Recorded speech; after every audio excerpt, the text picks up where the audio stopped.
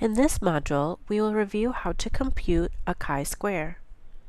Let's imagine that we are comparing preferences for 4 items such as book covers, illustrations, or graphic designs. You interview 80 participants, showing them 4 book covers. First, open SPSS and label your variables. Do this by clicking Variables View on the bottom tab.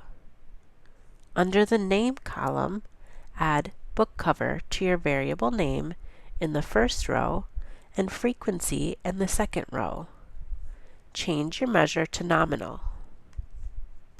For the book cover variable, edit the information in the value column.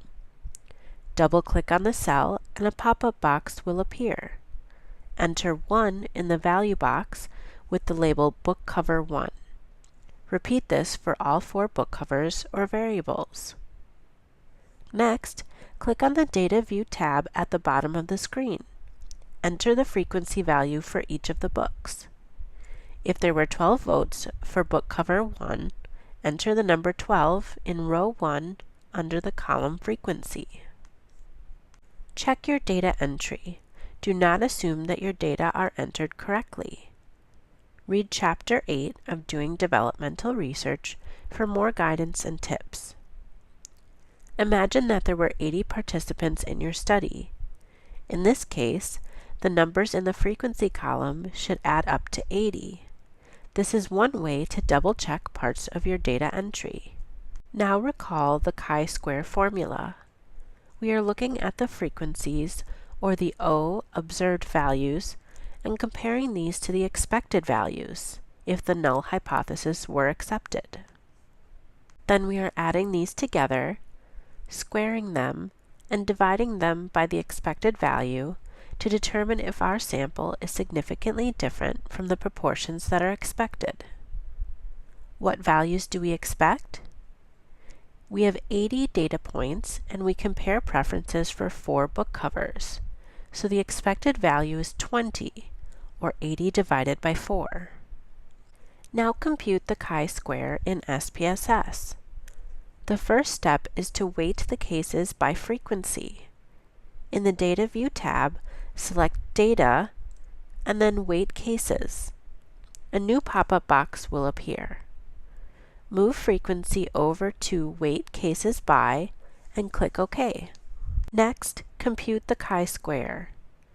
Choose the Analyze tab, select Non-Metrics Tests, Legacy Dialogues, and then chi-square.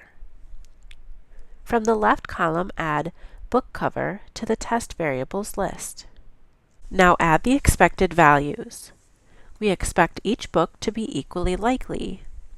We have 80 data points and 4 book cover designs. We expect each book to receive 20 votes. So under Value, enter the number 20 4 times. SPSS gives us an output that looks like this. We can look at several things within the output.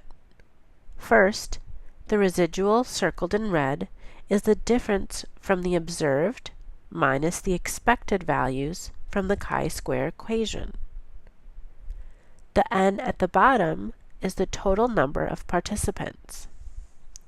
Next, we see if the chi-square is significant by looking at the test statistics box.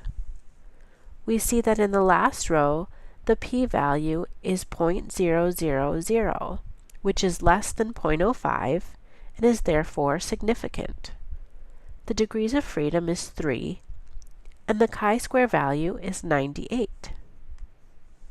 To write the results in APA format, you would write, a chi-square goodness of fit test was performed to determine if the 4 book covers were equally preferred. Preference for the 4 books was not equally distributed in the sample. This is the symbol for chi-square. 3 is the degrees of freedom. N is the total number of participants. 98 is the chi-square value. And P in italics is less than 0.001.